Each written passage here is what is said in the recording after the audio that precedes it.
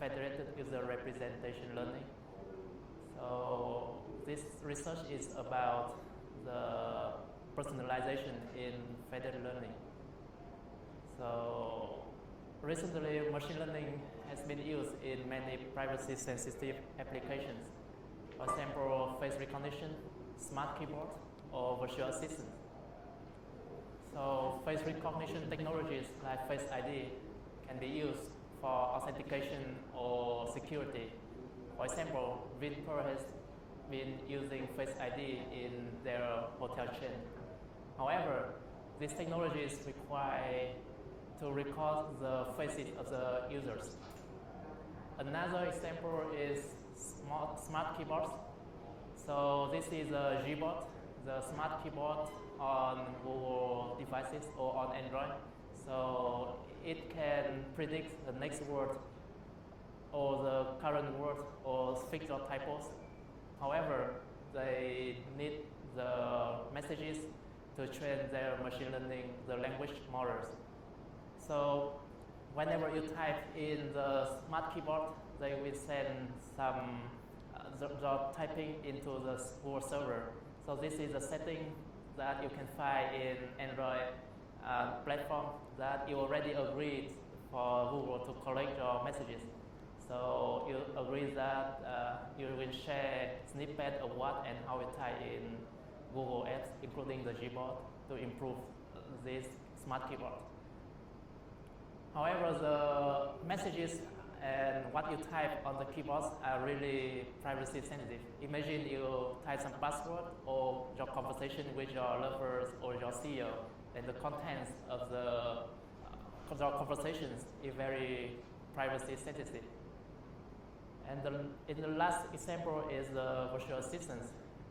So recently we have a lot of virtual assistants like Facebook Porter or Google Assistant or Amazon Alexa, and they can schedule your meetings throughout the day or call your contacts, your friends. However, they require to record your contact list and schedules on your calendar. So all of these information are very privacy sensitive. And recently, user privacy has become an important issue. This is because whenever a leaking of the data happens, the personal information will be accessed by the public. For example, the BioStar 2 company, they recently leaked the fingerprints of facial recognition and even other personal information, which are used by banks, UK police, and defense firms. So imagine you collect a lot of faces from the users who check in the hotels in VinAI, then you have to protect that, and imagine sometimes easily leak even a little bit of the millions of the user faces, and it will cause a lot of problem for the company, and it will harm the reputation of the company. And even Google, they also leak the recordings of more than 1,000 conversations between the users with Google Assistant, and the conversation includes the personal details and medical information of the users. So there are many threats to the machine learning, and one of the biggest threats is the private data are stored on the server, either unencrypted or encrypted. So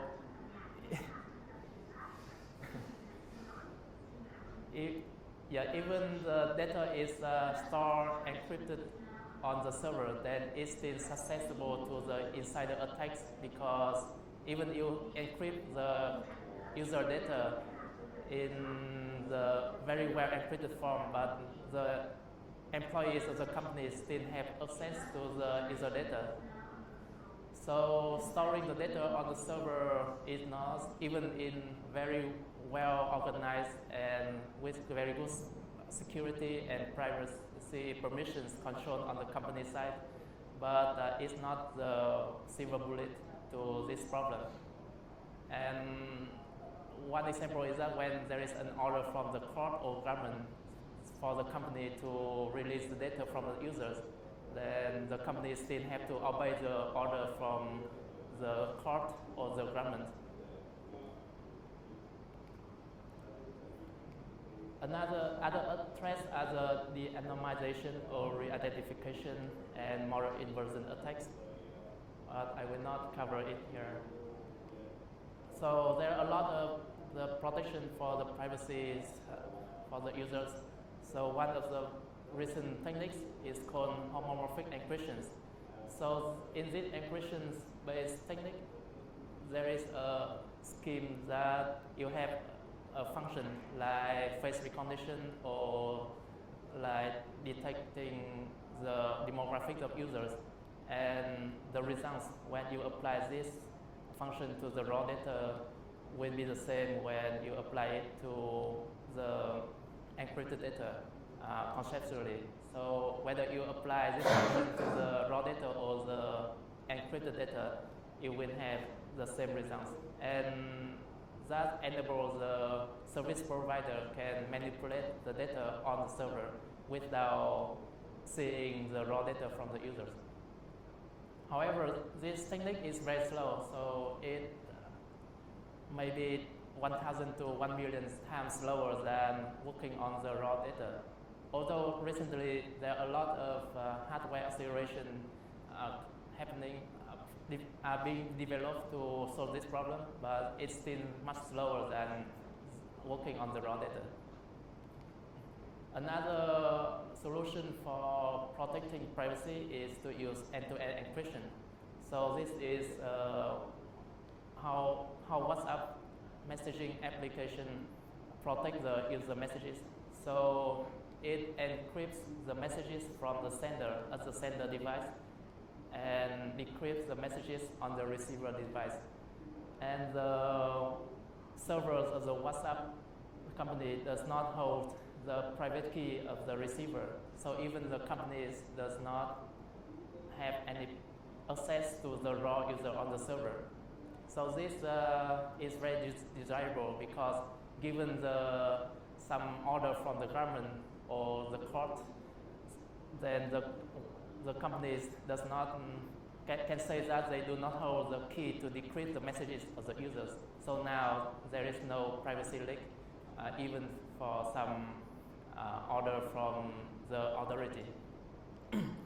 However, this will pose a big problem to traditional or many machine learning techniques because the machine learning techniques require the training data on the server to train the models. So that's why Federated Learning was invented. So it is a privacy-preserving machine learning technique that allows multiple devices collaboratively train the models without sharing the data. So the basic idea is that now the devices of the users will not have to send their data back to the server, and all of the data will store on the device. So I will briefly explain how the Federated Learning works. So initially we have a model on the server. This is initialized with some random numbers. And now we distribute it to the devices of the users. And each device will have a copy of the model. And the users will input to their devices, for example, messages or pictures or some personal information. Then the models will locally train on the user devices. And gradually, each user device will have a locally trained model. And after that, all of these models will be transferred back to the server to be aggregated. So it was to note that the users will not transfer any raw data back to the server, but only the locally trained model or the update of the locally trained model. So there will be no raw data on the server at this point. And the most common algorithm for aggregating the parameters on the servers is called federated averaging. So the parameter on the global models is the average of the parameters of all of the locally trained models. And now we have a newly improved model, and we will transfer back to the user devices. And this process will repeat, and gradually users will have improved models on their devices. And the most important point is that the users will not have to transfer any raw data to the server. Okay. Sorry, can I have a question? Absolutely. Is smartphone and copy the model on server? So, I mean, if the model in the server is very big, so how can you install the model in the smartphone? Right. So the question is that if the model is very big, then it will not be able, we cannot store it on smartphone, right? So that's true that we cannot store a very big model like gigabytes models on the smartphone, but with some proper optimization or engineering, we can reduce the model size significantly into even kilobytes size. So for example, we have a lot of frameworks like TensorFlow Lite or PyTorch models, then we can use them to train and run the models locally on the devices. So even with the language models is very big, but we can remove all the unnecessary part and put only the necessary part on the model devices, and it will be doable. Okay. Do you have any other questions? Slides? Okay. However, there are, yeah. So like, if you put all your model on the phone, so like another company will break it out and copy it easily, right? Yeah, so we assume no security, perfect security on the smartphones. So your question is that whether other companies can reverse engineer this bike, right? Yeah, so that's true, but it does not.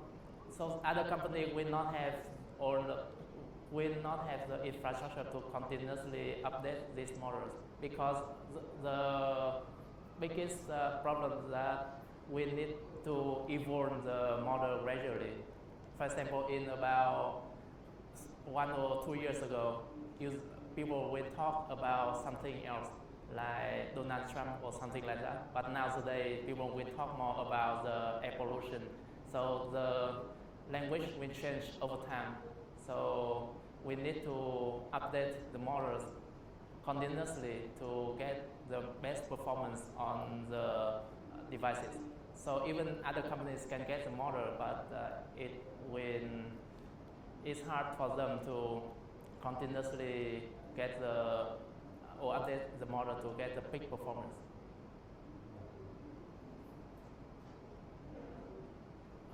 Okay. Does it answer your question? Because I think like your learning algorithm already in the phone, right? Yes. Yeah. I see your points, but it will, for example, if the Google will change a little bit for the model itself and reverse engineer completely the model is not straightforward, then providing the best performance replicate the performance for the model is not straightforward, and also we have the protection of the law. So if the company discovers that you reverse engineer that, then you may against the law, then you may get a trouble. Yeah. Okay. Do you have any other questions?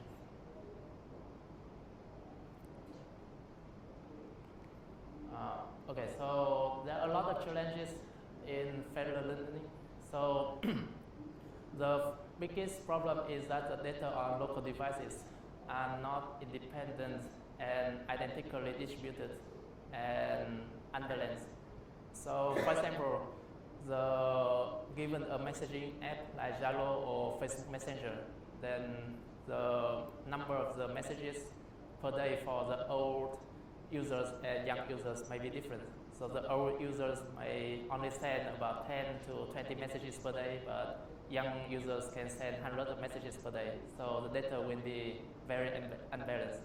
Also, the language of the young users will be very different from old users. So the data will not have the similar distribution. So far there is no guarantees or formal proof for the conversion of the training algorithms. So it's still an open question. And also the training is massively distributed. So we assume to train on millions of devices. So is it very different from splitting the data on the server where we have only hundreds of the data splitting. So this caused a lot of problem for the conversion of the algorithm too. And there are some problem about that some devices may not attend the training, then how can we ensure the performance on these devices?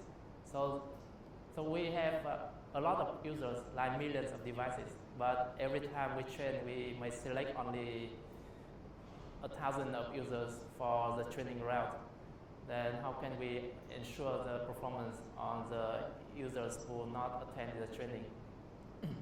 And finally, the computation capability and the network connection of the devices are not similar.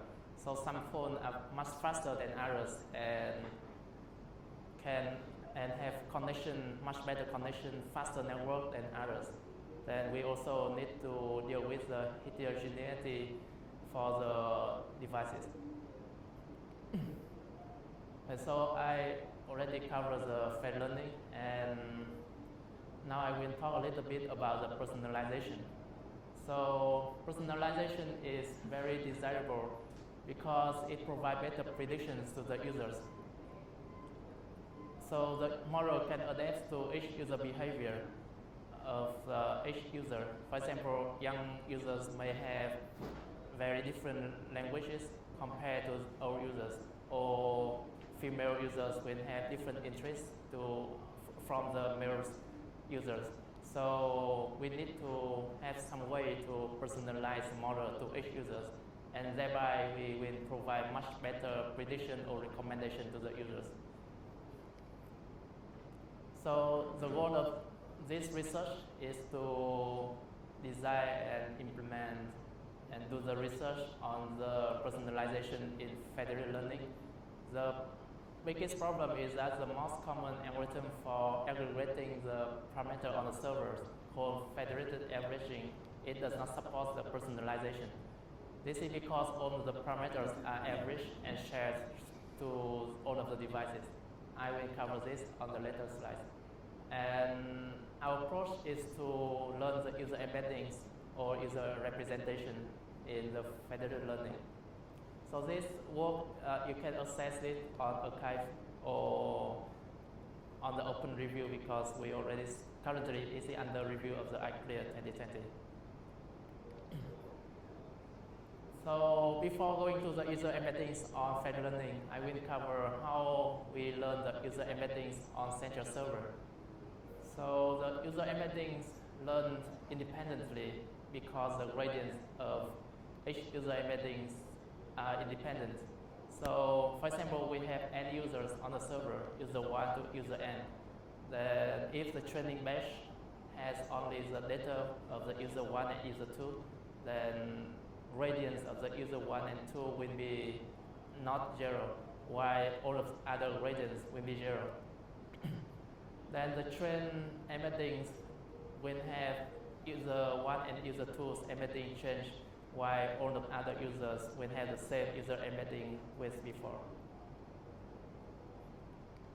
On the other hand, the user embeddings learn collaboratively through the shared parameters. For example, given a user embedding 1 input to the machine learning model through the neural network layer, then after training, for example, the first component may represent the language formality, and the second one represents the emoji usage.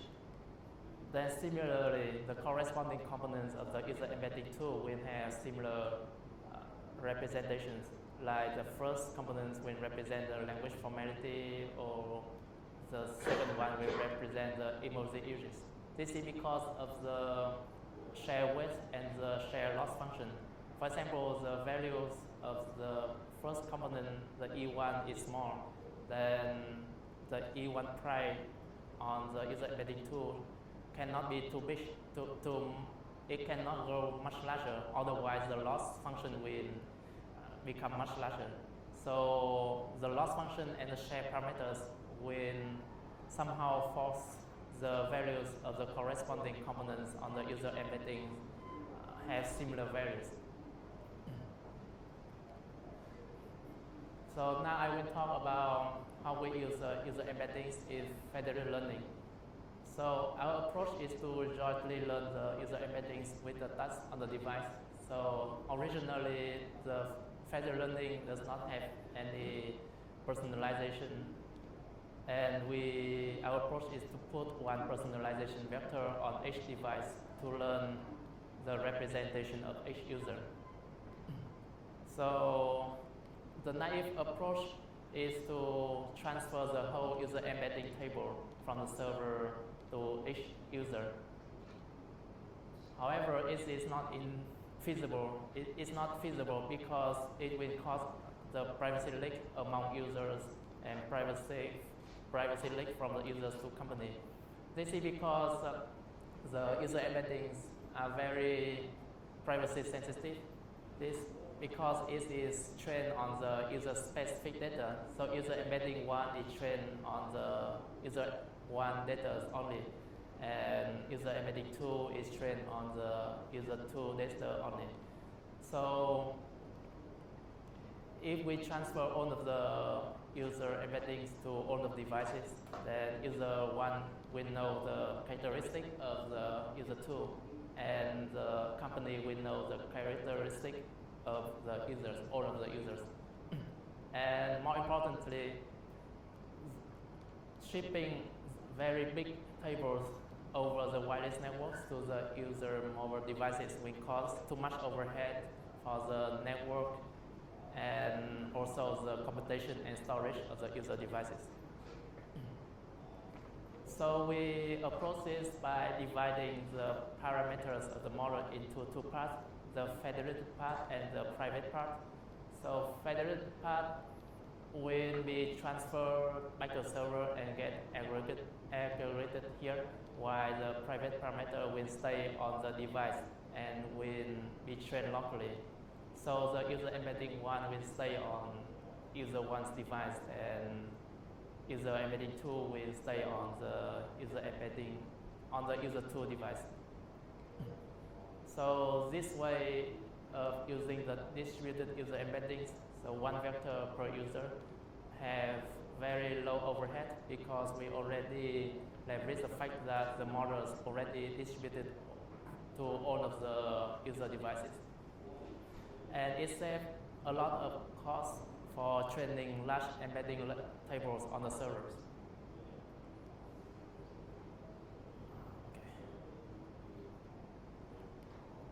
So in order for the technique to work, we need to satisfy the following constraints. The first constraint is called the independent local training constraint.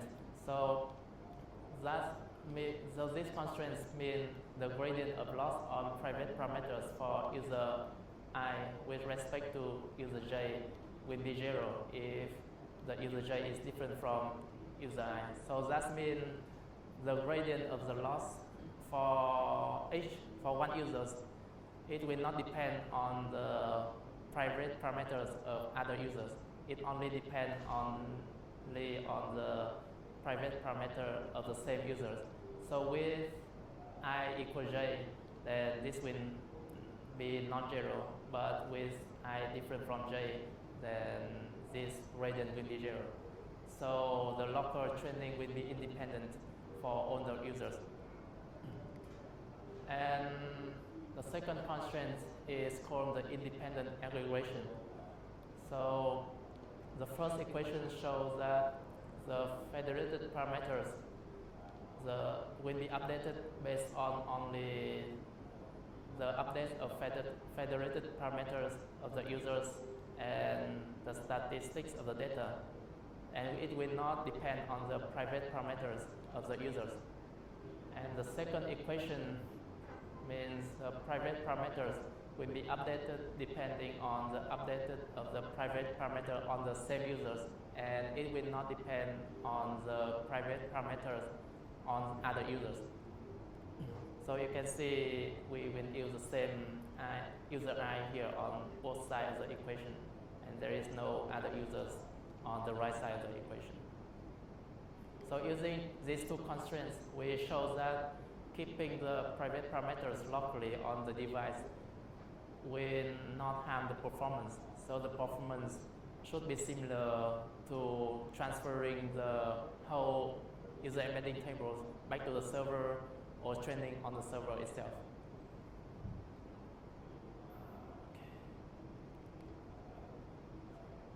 So we evaluate the algorithms based on the two following datasets.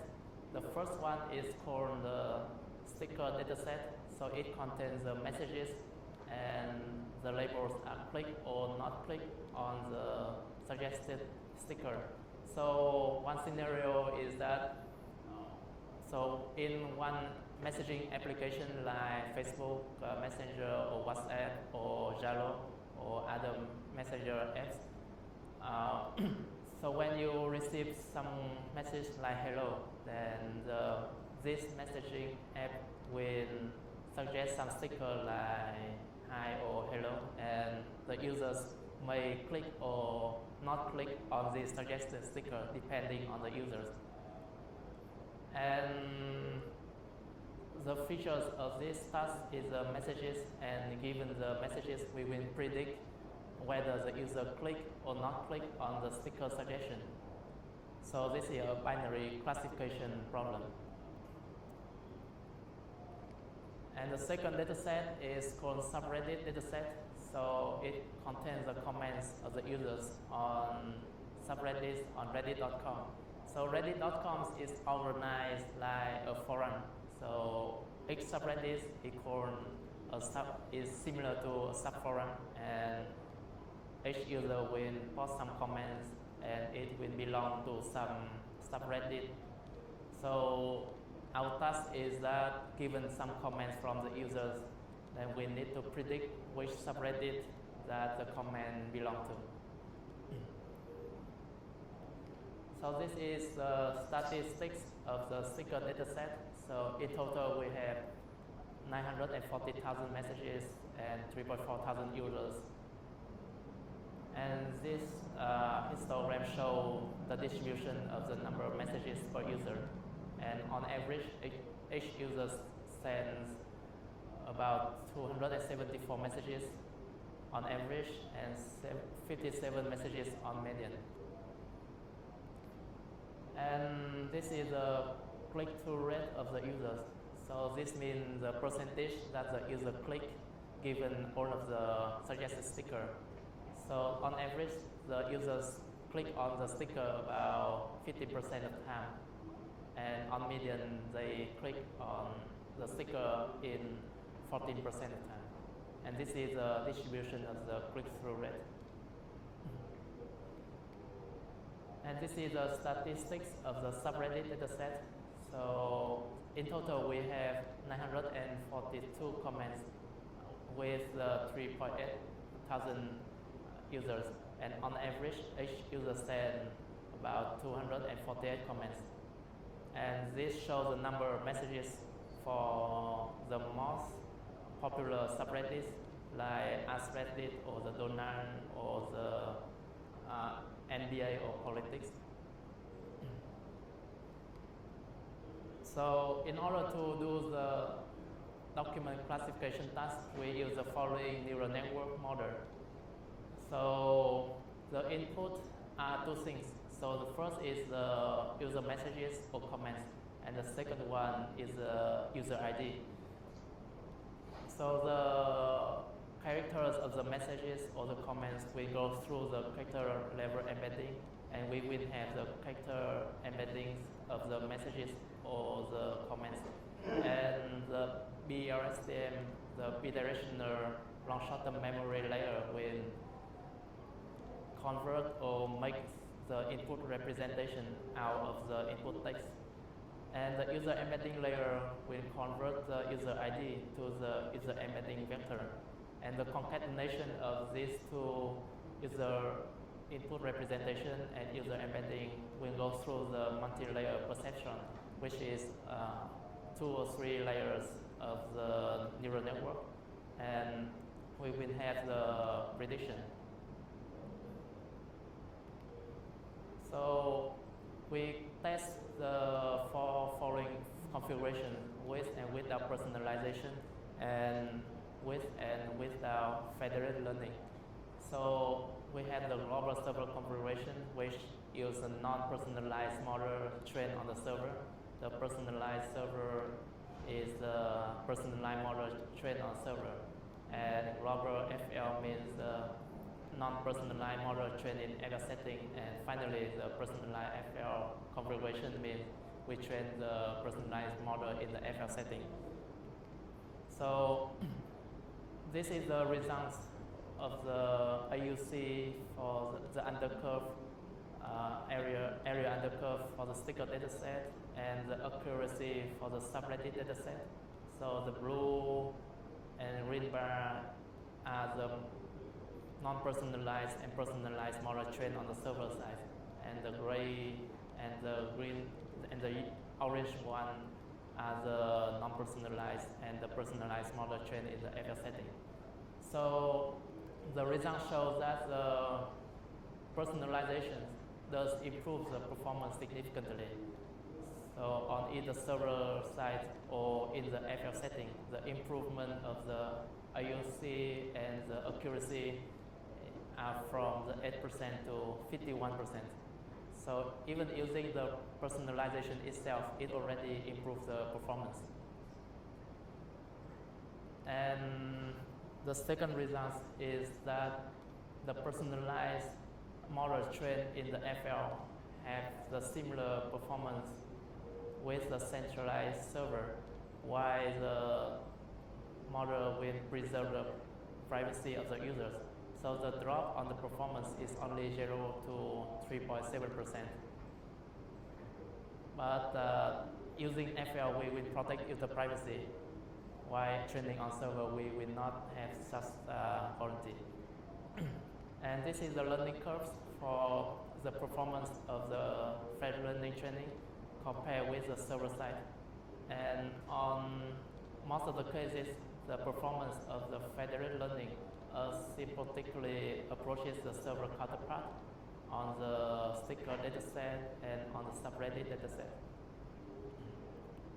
And finally, we also analyze the user embeddings learned in both settings, the centralized server setting and the federated learning setting. We visualize the user embeddings using Disney, and the optimal user embedding dimensions in the sticker dataset is 4, and on the Subreddit dataset is 32. So the results show that the user embeddings learned in both settings, the centralized server and the FL setting, have similar structures. So that indicates that the user embeddings are learned independently yet collaboratively even in the FL setting. So this is user embeddings learned in the server and in the FL settings. So the purple colors show the users with low click-through rate. So this means the users rarely click on the suggested sticker, and the red color means the users with high click-through rate. So that means the users mostly will click on the stickers suggested by the application. So the result shows that in the both settings, the users with similar CTR, either low or high CTR, are grouped together. So that shows the similar structures on both settings. And this is the embeddings in the subreddit dataset, learned in the server side and in the FL setting. So the color means the subreddits that the user comments the most. For example, the yellow color here represents that the users comment the most on the donor subreddit, and in the both cases we have the similar users grouped together. So that also once again indicates the similarity in the structures learned by the user embeddings in the server side or on the FL setting. Yes.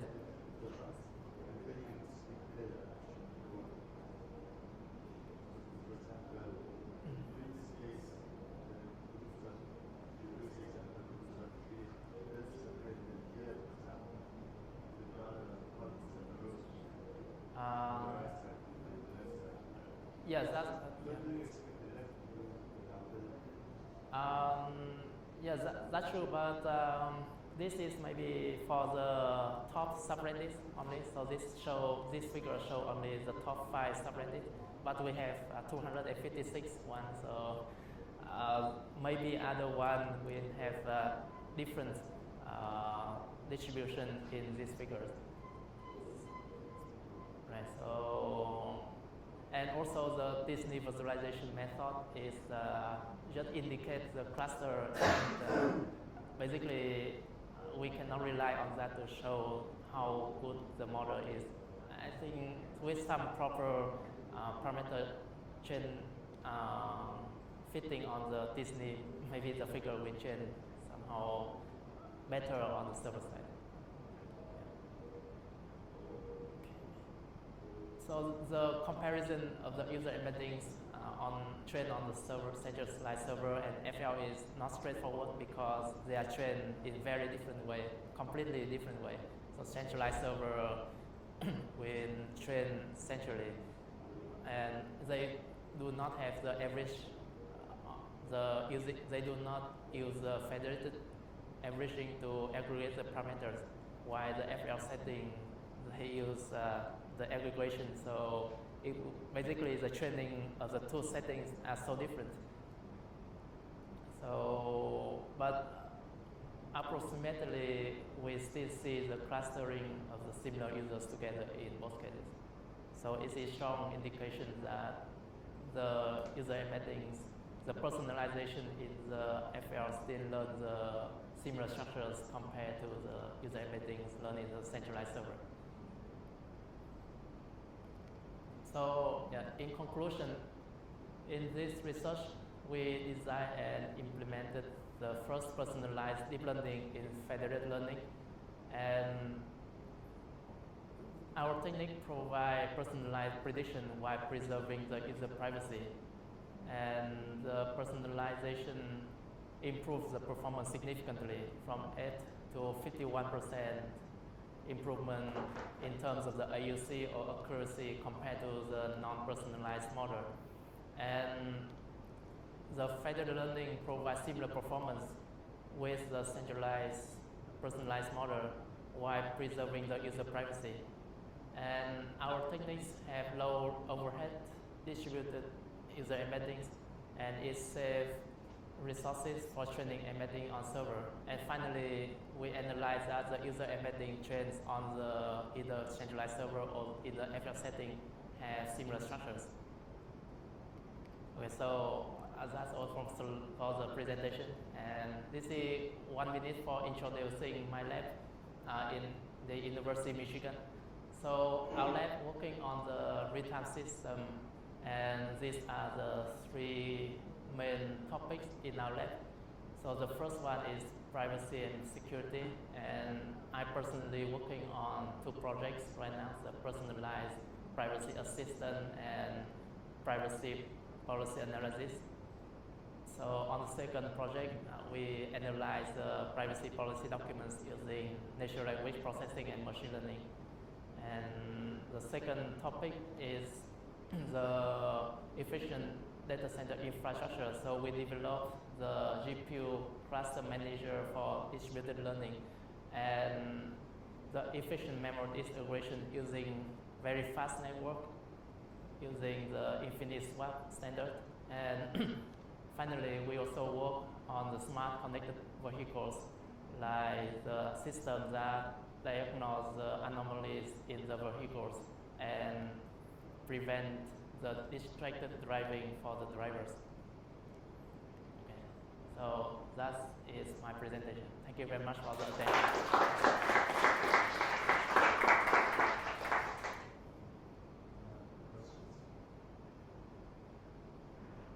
Yes. So what are some techniques to handle unbalanced data? So for example, a few users that click on a lot of stickers, but then some others they never click on the stickers. So how do we avoid having the distribution put over to nothing rather than Okay, so your question is that maybe some users who have very high CTR rate, who click on the sticker a lot of time, have a lot of data, while the user who rarely click on sticker have much little data rate, and how can we avoid that the model will pull away to the high CTR users. So so in the aggregation algorithm, the federated averaging, we use the weighted averaging actually. So we will weight the gradient according to the number of samples on each device. So that, for example, the weight for the users with more data samples will have lower weight than the users with less samples. Yeah. When you train the model on the server, can the server have access to any user embedding? Either global or with reference. Sorry. Okay. Can you repeat it? So when you train the model on the server, do the server have any access to the user embedding? No, the user embedding is not transferred back to the server because I will show back to that slide. So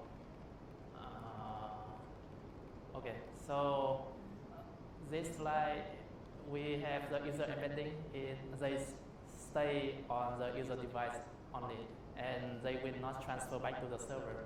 So we only evaluate other part of the model, like the BRSTM or the multi-layer perceptron only. But the user embedding, it will keep privately on the local devices, and the server will not have access to them. So like for each training example, each user will have a different label, right? So yeah, sure. So when the server is trained, so what label for each training example, what label do we use? Because each user has a different label. Yeah, so that's true. So actually, we do not need the labels on the servers. So we only transfer the updates, for example, the locally trained model on user device 1 back to the server. And now the server has the locally trained model of the user 1 and locally trained model of the user 2. So the server does not need the data points and the labels on the server. It only needs the locally trained model. So for example, on this case, for example, this device has the one, okay, it has this locally trained model, and this one has a different model, right? So we will transfer this model itself back to the server. And we do not transfer the samples or the labels to the server actually.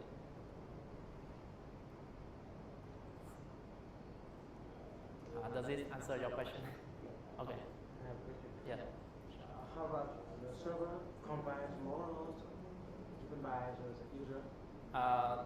That's right. So given the models of each user on the server right now. So we have the parameters of each of the model of each user. Then, for example, the first layer of the neural network, the weight of the first layer, then we have a set of the locally trained model. Then now the simplest way is to make the weighted average of all of these weight, then we will have the globally trained weight. So I wonder, what is the difference between the federated learning and ensemble learning? Differential, sorry, what? What is the difference? What is the difference between federated learning and ensemble learning? Ensemble learning. What is the second? Sorry. Ensemble. Okay. That's right. So so ensemble learning, we have different models trained on the same data set, and after that we will get the voting of the prediction, right? However, on this case, the first difference is that we have the same model on each device. So now the models are the same, but trained on different data. Yeah. So on ensemble learning, we have different models, but trained on the same data.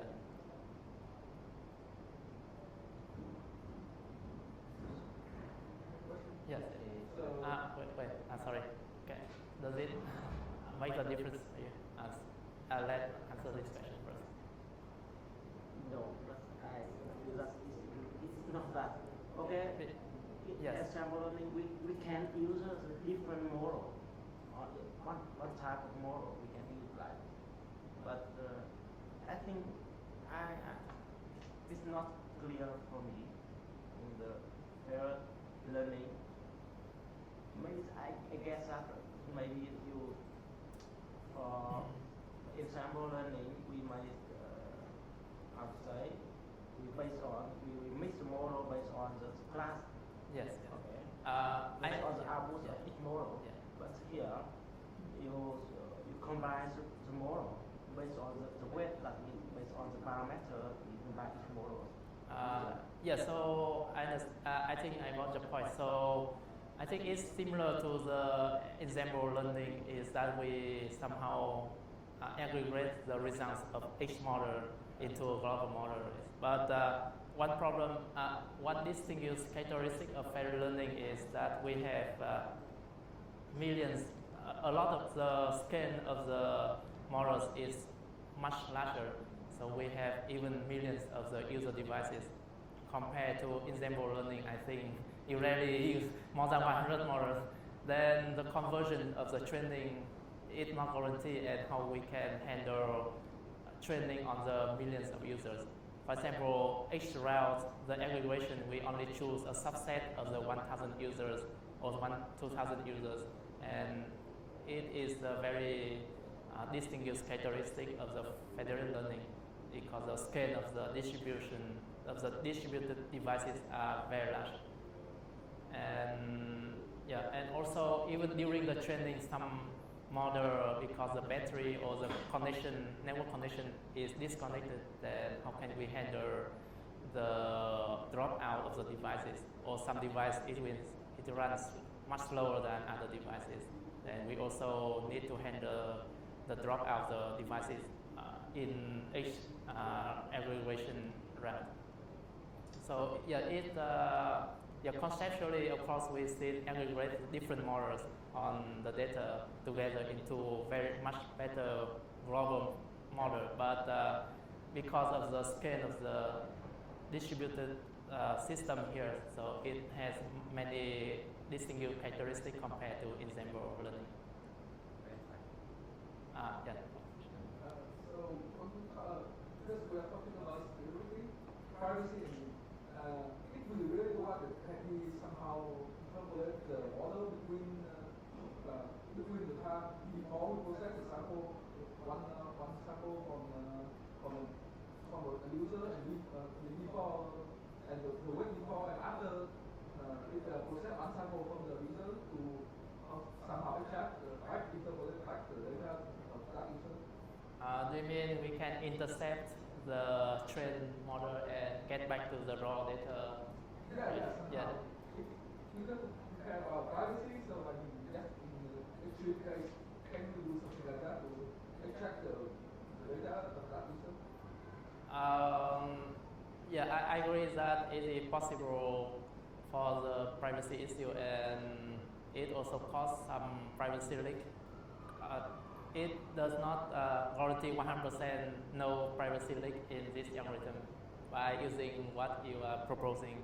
But compared with sending the raw user data back to the server, it's much better. And also we can apply, actually people already developed the algorithm called secure aggregation, so that the aggregation of the parameters can be transferred very securely over the network.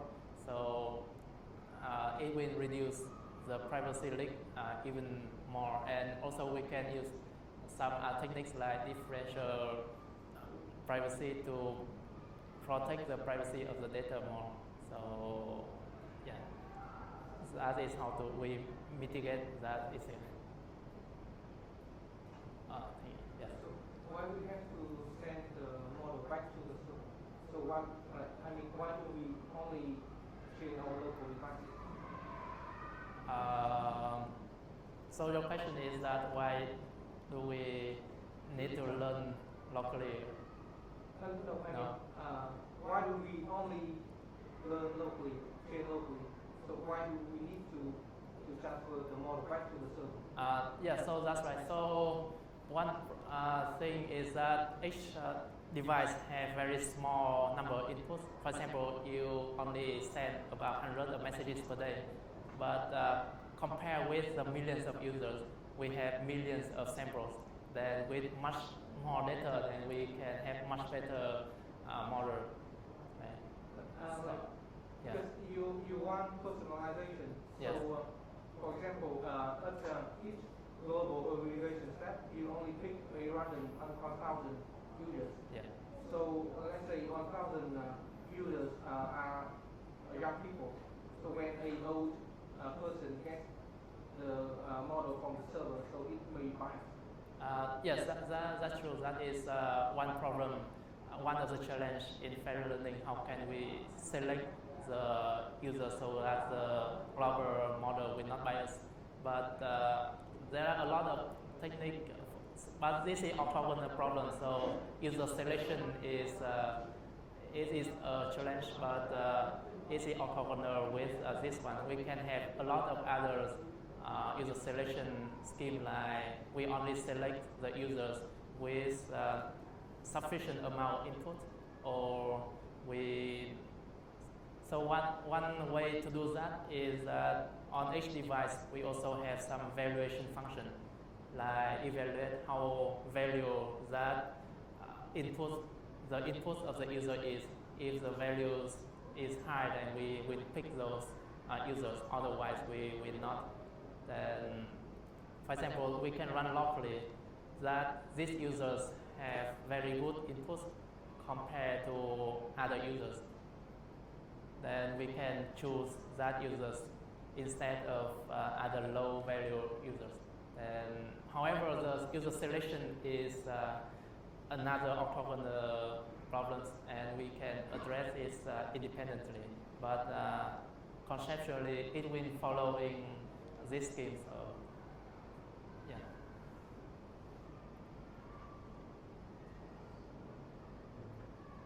Yes.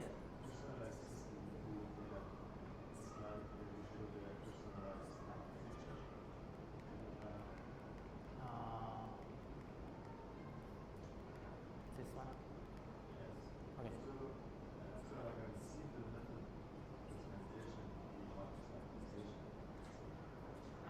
Could you?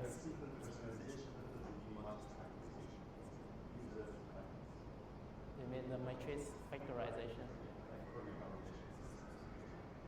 Yeah.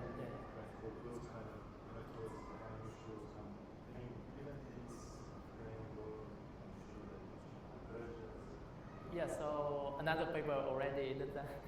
So it, it's called the Federated Collaborative Recommendation.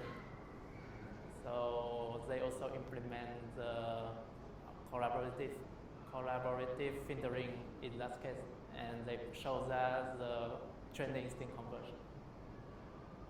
Yeah. But is different from ours because we will not transfer. So that is a recommendation system. It is slightly different from what we are doing. They use similar setting framework as here, like they don't transfer the user and No, so in the case of the matrix factorization, they will have some function to distinguish which number or which value they should train locally and send back to the server.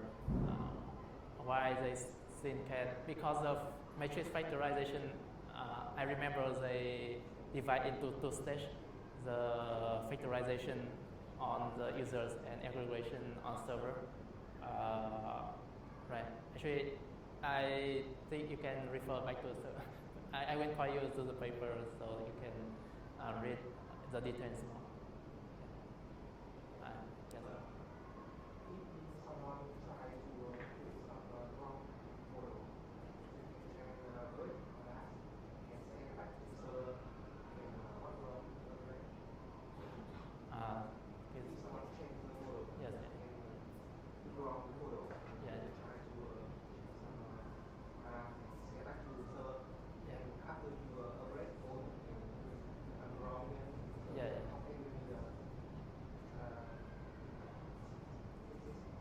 Yes, so that is also one of threat to the frame learning. So so your question is that what if one client will send some malicious update of the weight to the server, then what happened to the server side?